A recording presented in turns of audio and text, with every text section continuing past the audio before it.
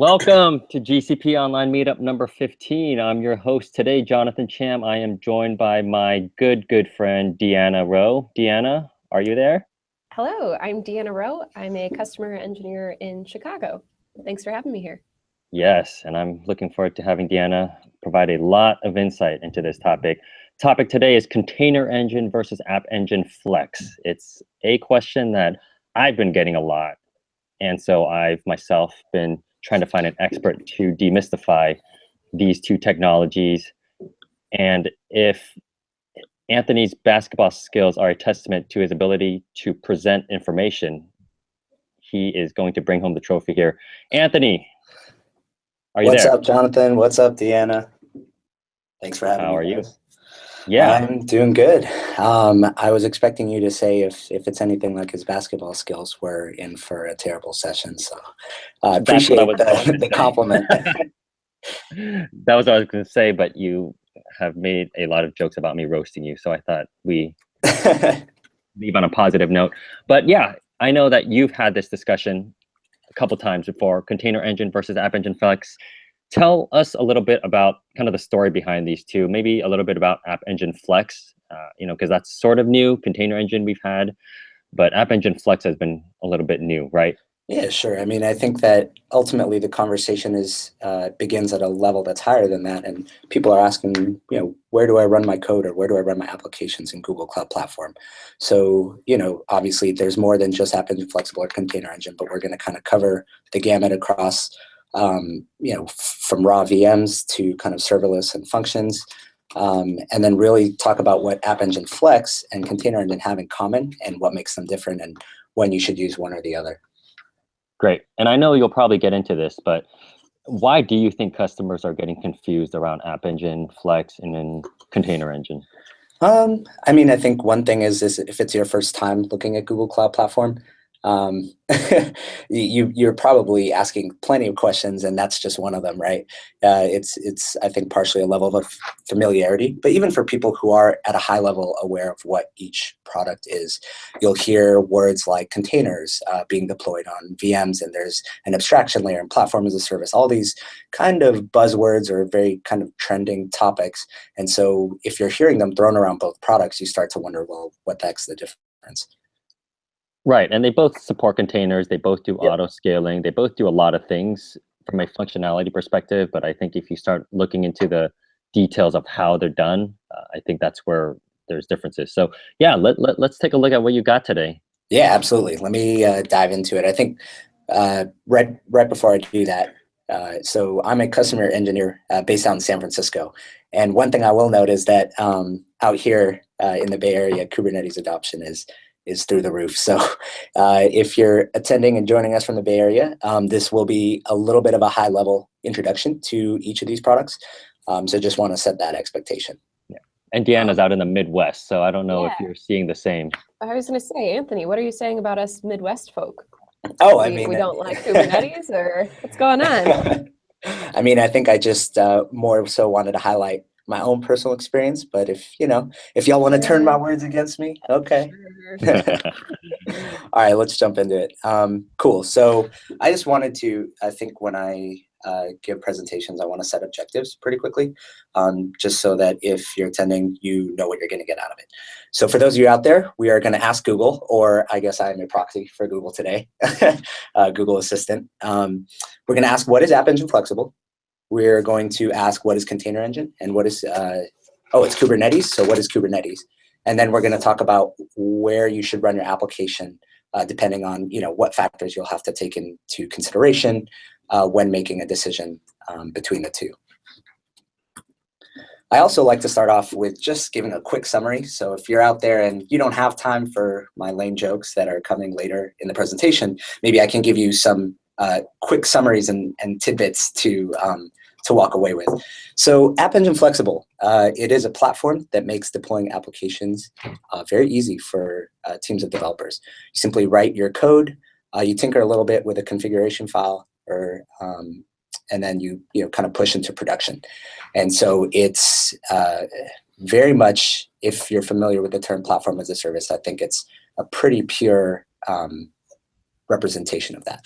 Container Engine is, I would say, Kubernetes the easy way. So Kubernetes, to take a step back, Kubernetes is an open source container management system. And we'll dive into a little bit about the history behind it later. But essentially, it gives you powerful tooling to run workloads across pools of virtual machines, right? So it's not deploying one application on an app server that's a monolith. There's very much kind of microservice centric approach to how it works with containers. And I think that also just goes back to the nature of containers. And then lastly, I want to let you know that if you're looking between the two, it's not always a hard line. You can start with App Engine Flexible, and we'll talk a little bit about the ways that you can begin there for certain reasons, and eventually move into Container Engine once you need what it provides. So, to that recommendation as to where you should run your application, it depends on what you're trying to do. And so we'll dive into that. Right. And if you can stay on this slide for a second, I know statistically speaking, people leave after the first 10 minutes of a presentation. So I really appreciate you putting this deck together. And for the folks listening, I mean, it sounds like if you could take anything away from this is, with App Engine, you get simplicity, you get abstraction, but you lose control. Whereas with Container Engine, you get more control, but you still have to turn more knobs. So at least from what I've seen, and maybe Deanna can comment on this, I think a lot of customers want to just get their minimal viable product out there using App Engine Flex, test it out, see if they're getting what they expect from user traffic, user experience. And once it grows, then they have more knobs to turn and the ability to maybe make more infrastructure adjustments with Container Engine. Deanna, thoughts? Yeah, I completely agree. I would also add that a lot of times for customers to start just prototyping and building out an idea, sometimes App Engine Standard works as well. Anthony, I didn't know if you wanted to touch on the differences between App Engine Flex and Standard and why we have the two different offerings at all. Yeah, we'll spend a little bit of time on that because I do want to start from a very high level. What are all the different options for running your code on Google Cloud Platform? So we'll touch on that a little bit, but I think, Jonathan, I'll put that on you to schedule a whole nother session for that. Sure. There we go. Awesome. So just to, again, make the TLDR even simpler, App Engine Flexible, it's really about providing functionality out of the box for an easy, seamless developer experience so that they can focus on building features, like Jonathan said, that make your business or application unique. Container Engine, it's a powerful abstraction layer for managing a ton of containers, exposing, if you're working with dozens to hundreds to, I think, even potentially thousands of services. Container Engine is really built to handle that level of scale. And then, again, App Engine Flex and Container Engine, totally doable. So let's go to that 10,000 foot view. And I want to start by saying this is a variation of slides that you'll see when people are talking about what you can use on Google Cloud Platform to run applications.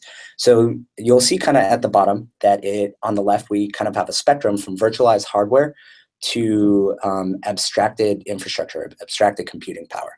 And so you'll see that we're kind of playing in between kind of each side of that spectrum. So I just want to quickly touch on Compute Engine. This is something that is our virtual machines as a service. You can run Linux environments, Windows environments. There are certainly things, I think infrastructure as a service tends to, a lot of people will just label it or dismiss it as a commodity space. But you'll find that Compute Engine does a lot of cool things that make it different from the other public cloud providers of the world.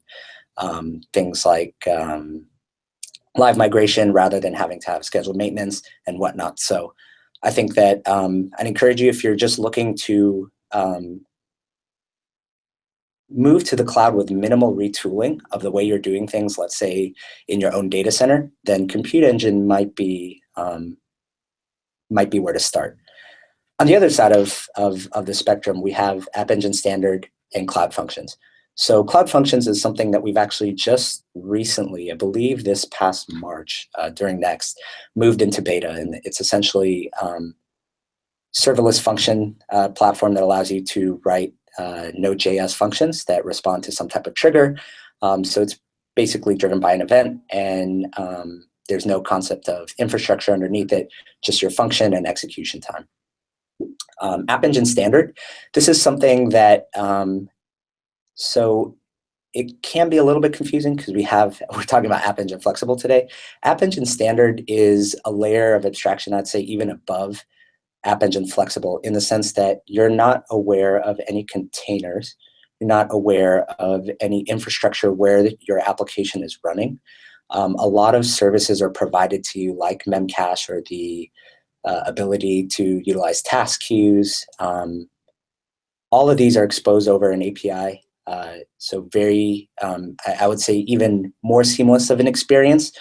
But again, the trade-off is that, there's no instance that, or there's no infrastructure that you can SSH into to debug if you're looking for kind of that granularity, or that ability to access the machines running your application as root. You can't really do that with App Engine Standard. The biggest use case I've seen for using App Engine Flex is just obviously the runtime. Now with App Engine Flexible, you can just choose any runtime you want, versus standard there's like a set, maybe 7 or 8 different languages that we support. I'm actually really glad you brought that up. That's right. That's probably the biggest thing about App Engine Standard is that, so with App Engine Flexible, as I mentioned before, it's a Docker container, right? So theoretically, anything that runs in a Docker container, you can deploy an App Engine Flexible.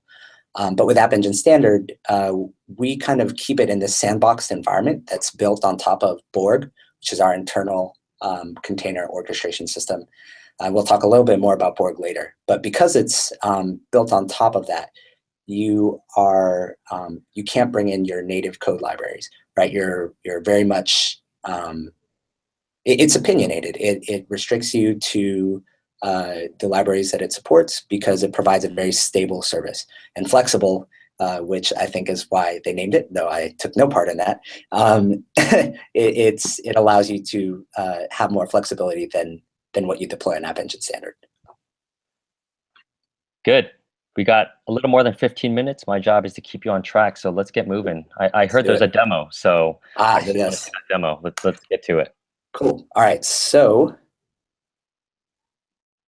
what is App Engine Flexible and Container Engine? I think that part of the confusion and why we're having this is because they're both running Docker containers and they both run on Compute Engine. So I want to start by saying I think that the sweet spot is for App Engine Flexible is really when you want to run a few Docker containers. It's fitting in the use case of having a few services that respond to some type of web traffic, and you need load balancing, and you really don't want to worry about infrastructure. So let's start by talking about App Engine Flexible. And before we dive right into that, I want to just say that even though they're next to each other on this computing spectrum, there really is a canyon between the two as far as functionality and just developer workflow and experience. So, I don't want it to be misconstrued that, because we talk about them in the same space within that spectrum, that there's, minimal differences. So App Engine Flexible, as I mentioned, is platform as a service. So here we have a picture of Kanye West on a platform to represent that. The workflow is essentially within your repo. You will have a configuration file, an app.yaml, where you define your runtime. You define things like minimum number of instances and auto scaling, max number of instances based on something like CPU utilization. You can, there are other things you can tinker with, like you can customize how health checking operates, but if at a base level, you could write this YAML file to just define your runtime and deploy it, and that's literally all you'd have to do to have a web-facing production-ready application. And so that's really the experience. You go into G Cloud, which is our command line interface, app deploy, and you are pushed into production. With every App Engine application, you get an AppSpot domain. So it's immediately, I'd say within a couple minutes, you're facing the web. And if you've configured auto scaling, you're ready for hitting the front page of Reddit, right? Or you're ready for that crazy scaling event that drives developers mad and keeps them up at, it keeps them up at night. So what that enables them to do then, if deploying to some type of platform and being able to host this application somewhere so simply, they can then do a lot more value added work, right? Focus on features. Like you said, if you're a startup and you're looking to, 2, 3, 4 people team, App Engine Flexible is perfect because you're not worrying about the operations of maintaining and the uptime of this application. Rather, you're building things that make your business unique. So that's the experience. You could walk away if from App Engine Flexible after configuring that. Obviously, there are things that you can tweak and turn the knobs and dials on. But really, if you want, that can be the full experience of deploying to a platform. And so I remember that when I first started researching on Google Cloud Platform, this is the feeling I had after I was able to get just a little WordPress, or not WordPress, just a static site up on App Engine in a matter of 5 minutes. That to me was something that I wasn't really familiar with before. So it's pretty cool. Yeah, I think it's pretty incredible that, in today's cloud world, you can have someone who knows nothing about infrastructure deploy app that can scale across millions of users around the world and just write the code. So that, Yep. Obviously, there are definitely use cases for people to just write the code and not worry about anything underneath the code. It's very hard for someone to know from the bottom, from physical hardware all the way up to the app. There's probably nobody in the world that knows that entire stack. And so we try to abstract that with App Engine. I think that things like this have really enabled the idea of a full stack developer, is because this is what managing infrastructure often is now for a lot of startups, is really this kind of git push and you're in production type of experience. So let's see it. Yeah, are we at the demo yet? Come on, get to the demo. All right. Well, let's talk through some of the features real quick. It's important to know what you're getting with it. Again, because you're focusing on building features, things that are made easier for you: load balancing, deploying to App Engine Flexible. If you have multiple instances, you'll have an HTTP L7 load balancer provisioned in front of that. Scaling, like I mentioned, you configure that in your YAML file.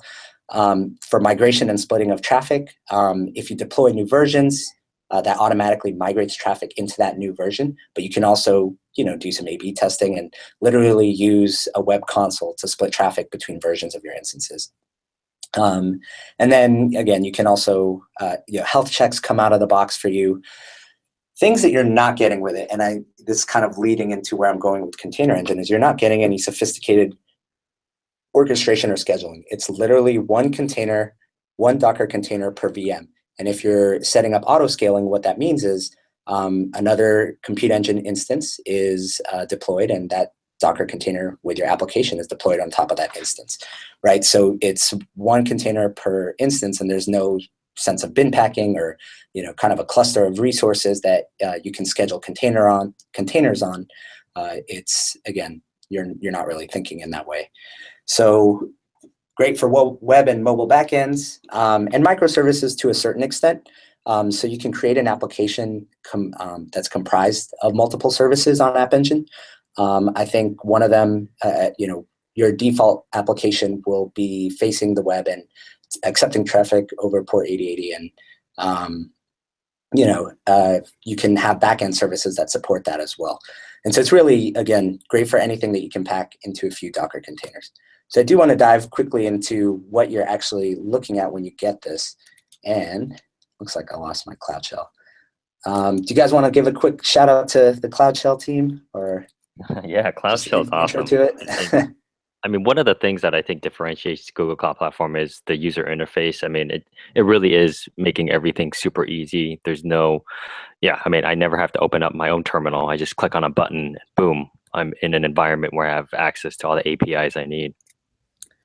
Yep, exactly. It's just this nice little Debian box where it comes with everything installed.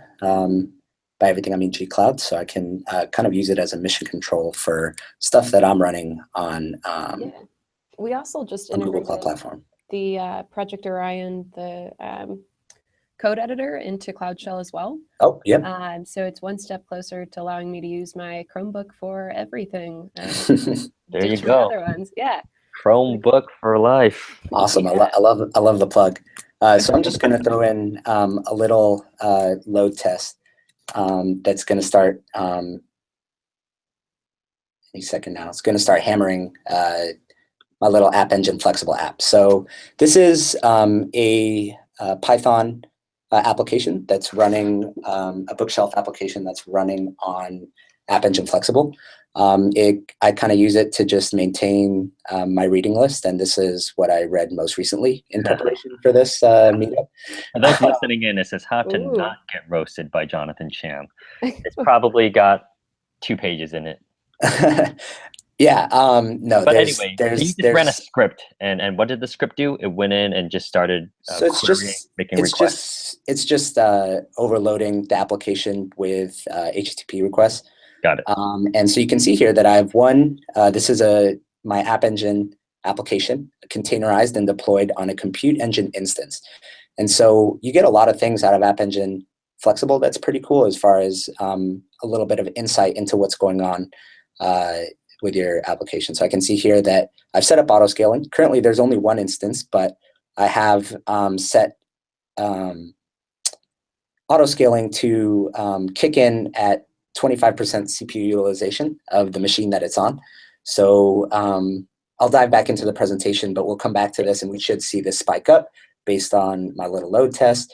And we'll talk about what that means as far as the implications of when you're scaling an App Engine application, as far as, kind of just setting expectations, right? I think if you're familiar with App Engine Standard, because it's kind of completely abstracted from you, we deploy it in a matter of seconds or less.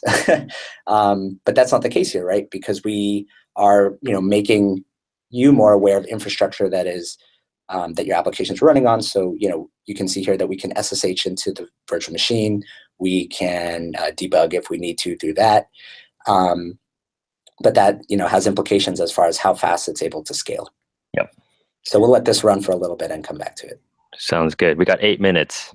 Cool. All right. So that's the scaling demo.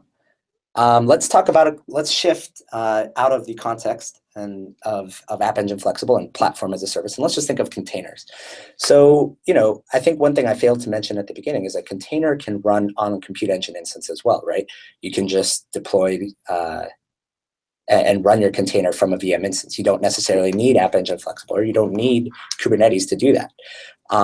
But the minute it starts to get to a level where you're working with 5 or 6 Docker containers and you're having to consider how you make these resilient, how you make these highly available, how you enable communication between the two, it starts to look a little bit like this, right? You're either writing a bunch of custom stuff that is not value added for your business,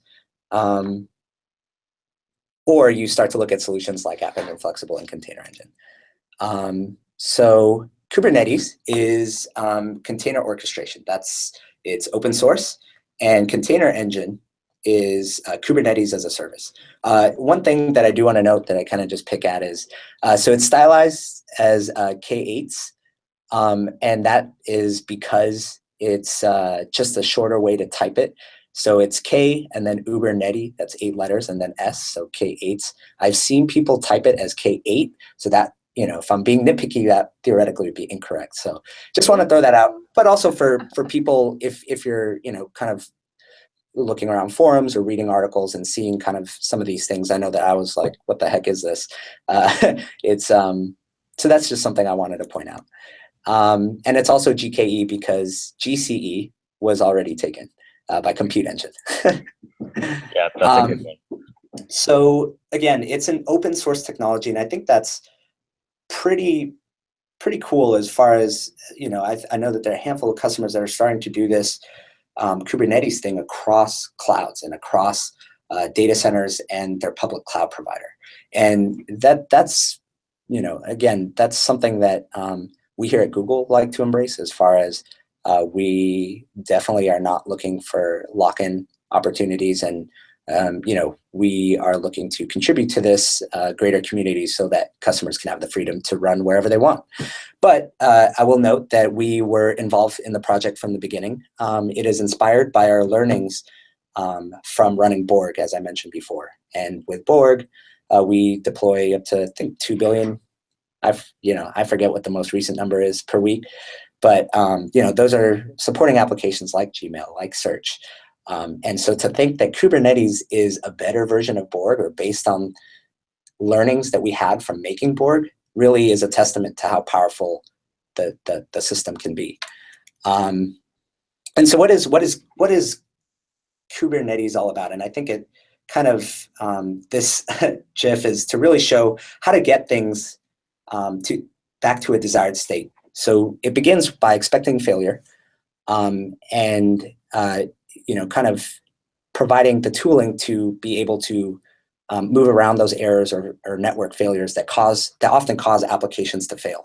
And so combining Kubernetes, that scheduling of containers, with container technology allows us to define kind of hermetically sealed environment of how we need our application to run. And Kubernetes says, okay, I will make sure that we are at that state at all times. So it's really robust container management. Things I really want to hit home on are things that you're not getting with most platforms as a service, as they're known. Things like Heroku or Elastic Beanstalk or even App Engine is the concept of bin packing, right? So that's something where it's completely opposite to the one container per VM paradigm that you're getting with App Engine Flexible. Rather, we have the concept of a cluster that has a master and nodes. And so what that master is aware of is how many nodes are available to the cluster. And so you as a developer provide a manifest that points to a bunch of little things that you can tweak as far as exposing ports and whatnot for your application, as well as the containers that you need to package up and have scheduled somewhere on one of these virtual machines that are in the cluster. The master will take this manifest file and communicate with nodes, and then appropriately schedule it where resources are available. So it's pretty cool as far as being able to get the most bang for your buck, I think, is a simple way to put it. You're ensuring that you're at the target utilization for every single one of your nodes, and Kubernetes helps you get there. Another cool thing, I touched a little bit on self-healing, but it also has a stable and extensible API. So what's pretty cool about that is that while there are a lot of features for like auto scaling based on CPU utilization, you can use kube control, or that's our Kubernetes' command line interface, to really write your own tooling on top of Kubernetes. So you can, let's say if you know that you're going to have X amount of traffic at 6 in the morning on a Saturday morning, because you're releasing some type of product, you can write something that will scale up quickly the resources needed as far as your application, and just kind of schedule that using the kube control API to interact with deploying applications on your cluster. There's also, there's so much that enables you to work with containerized workloads. Another thing I didn't touch on is services. So when you have an App Engine Flexible service, that exposes an external URI. And so the way you can communicate between the two is using service accounts, which is basically authorizing applications to do certain things in Google Cloud Platform. There's no concept of having a service that's internal to the cluster per se, just more of a workaround to secure communication between services. Within Kubernetes, you can make services internal to the cluster only. So if it's a backend service, not making that endpoint available to the public internet. And then you can also identify which services are external and put load balancers in front of that. Deployments are also pretty cool. It's a way of, again, that kind of desired state that I talked about. You would write this in a deployment manifest file where you're defining how many replicas you want, and Kubernetes will kind of ensure that those replicas are scheduled at all times, and not only scheduled, but available and up and running.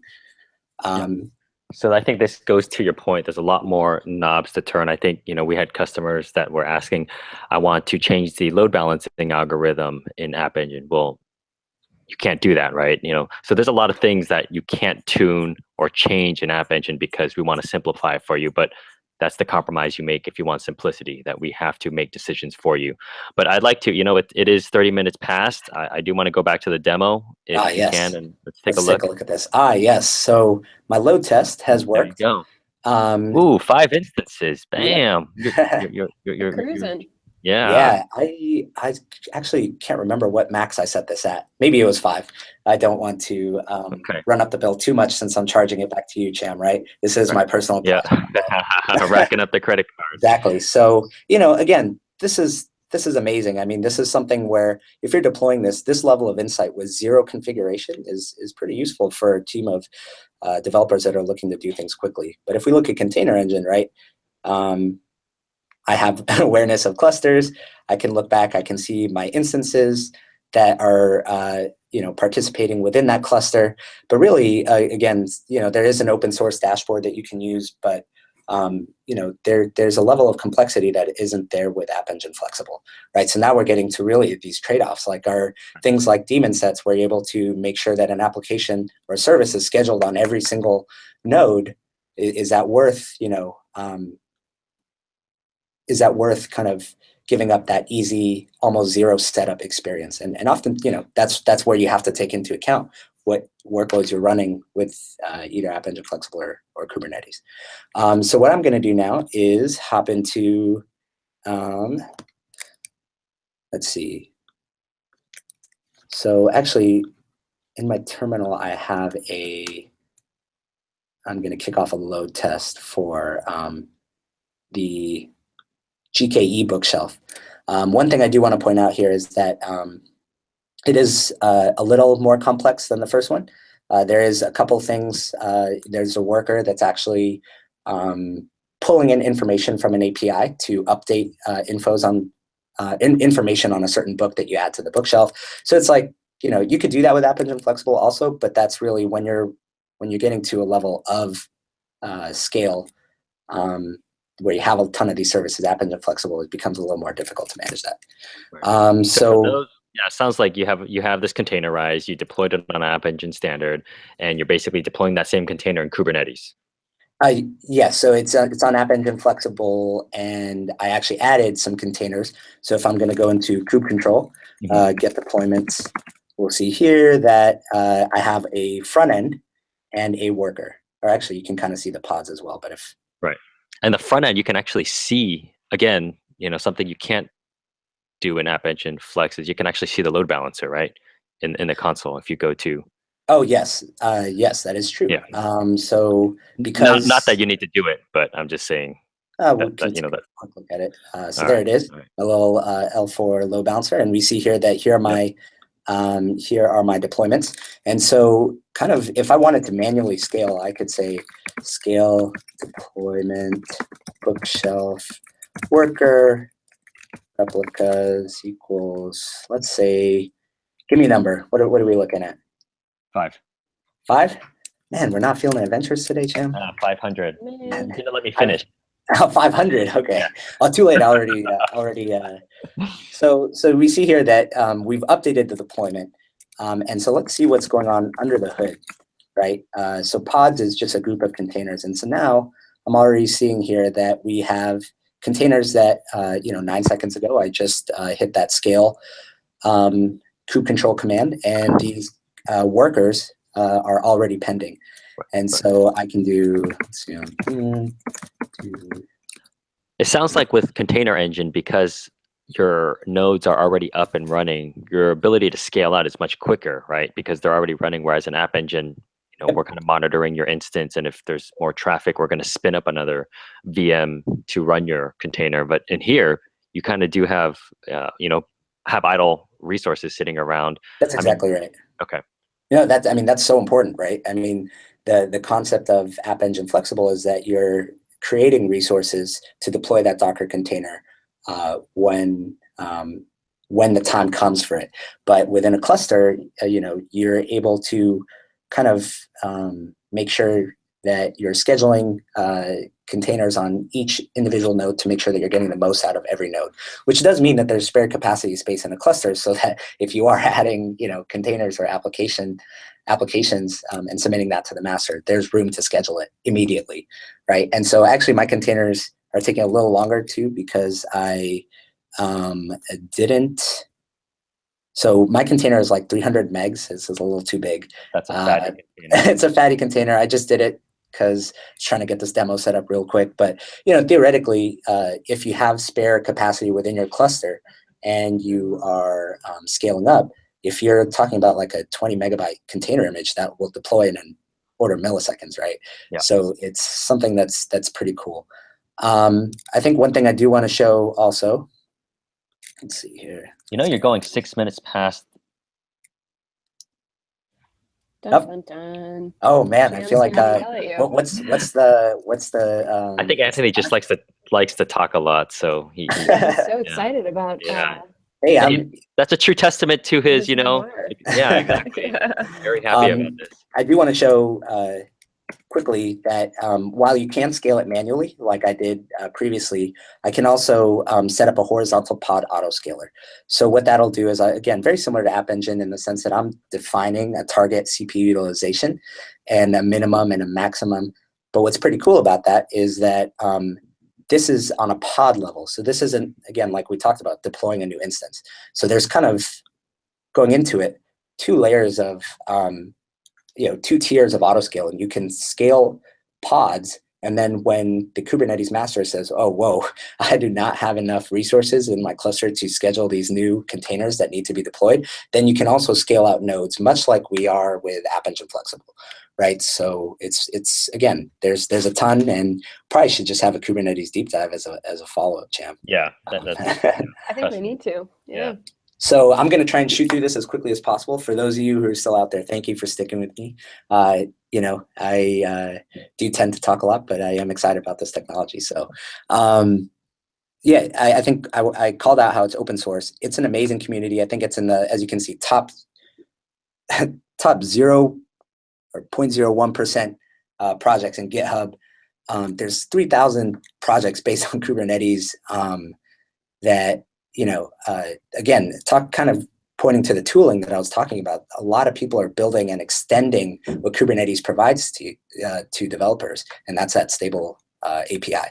Meetup groups, ton of commits, and it's, I think, on pushing new releases quarterly, or at least that's what they go for, and it's moving at an incredibly fast pace. And so if you do choose Kubernetes and Container Engine, you can trust that there's a large community to support you out there. So scaling demo. See, you guys pushed me out of my flow. I was going to go into the demo, but now we kind of witnessed that, and I'm just going to shoot through.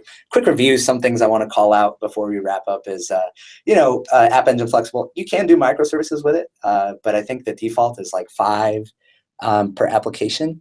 And so really you start to see, when we're talking Kubernetes, people running hundreds of services, there's a huge difference that we see between the two, right? Atomic unit, the smallest thing that you're working with is a container per VM for App Engine Flexible. And Container Engine, it's a pod, so it's tightly grouped containers that share a bunch of things like volumes.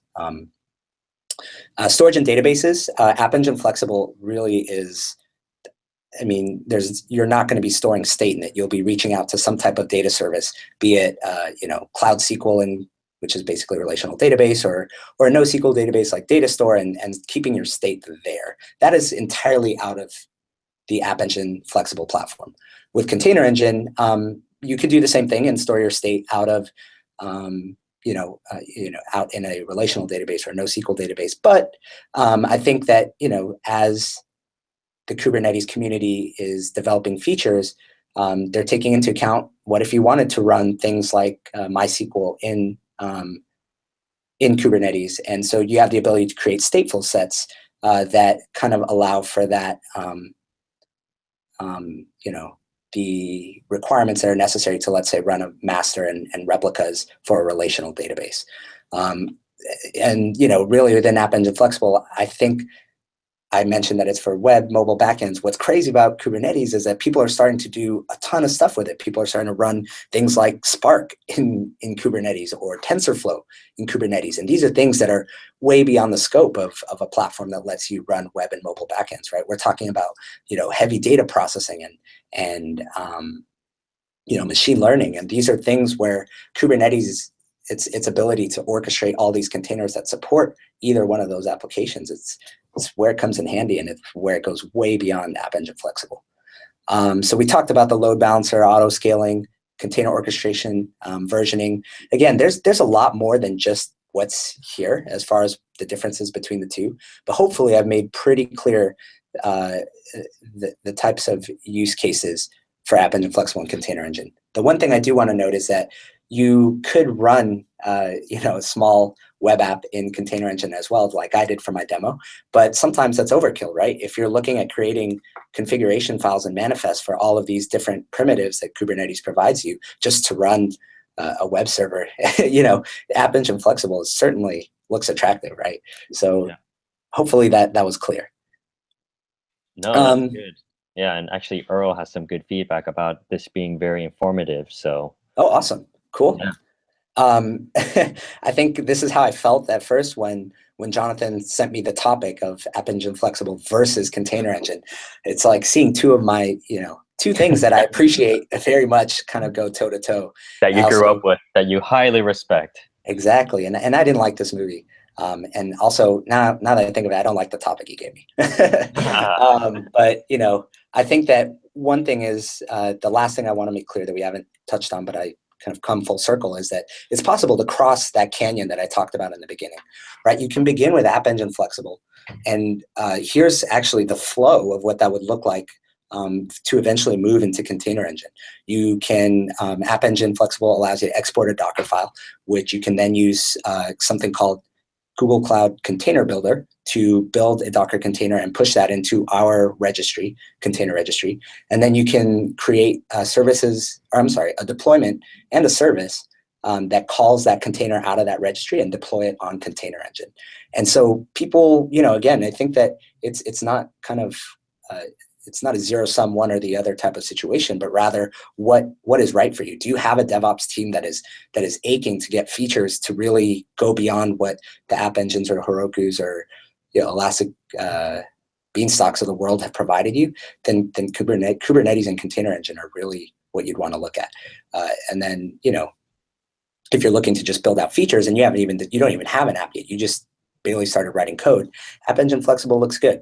So yeah, it's possible to cross that. It's definitely not a versus situation, but more so of a when's the right time to use one and when can I transition and why would I transition?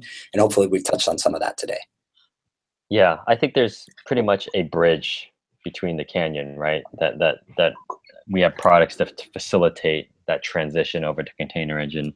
So no, that was really good. I mean, a lot of good feedback. I know Earl keeps saying nice slides, very clear. Thank you for the feedback there. Appreciate Deanna, that. Yeah, at the end, I like to always rate our guests. What did you think, Deanna, out of 10? You did go over, by the way, 13 minutes over. I learned a lot about Container Engine and how to get there from Flex, but I also learned that Anthony really has no respect for your timing. What can I say? I just like spending time with both of you. I mean, any chance I can get to drag that out. Oh, see, now you feel bad, huh? Yeah, I'll give you a 9. All right. I was going to give you for timing. Cool. And do we have any last questions or? No, I think we answered a lot of the questions. So, I mean, we asked a lot of the questions that were being asked already. So I think that's it. We'll just take off from here. And Deanna, thank you for hosting. And Anthony, of course, thank you for the content. Cool. Awesome. And yeah, it's always a pleasure being on here on the other side of things as a presenter, not a host. So I appreciate you not roasting me too hard. But yeah, thanks again. And thanks to all of you out there watching. I did put my Twitter handle, AGMSBUSH. If you feel like asking me more questions, I'm happy to answer them. or if you want to tell me that my jokes are bad. I'll just be a little sad, but it is Friday, so I'll have the weekend to kind of mull over that. You'll need a separate Twitter account for that. Exactly. All right. All Thanks, right. everyone. Thank you, everyone.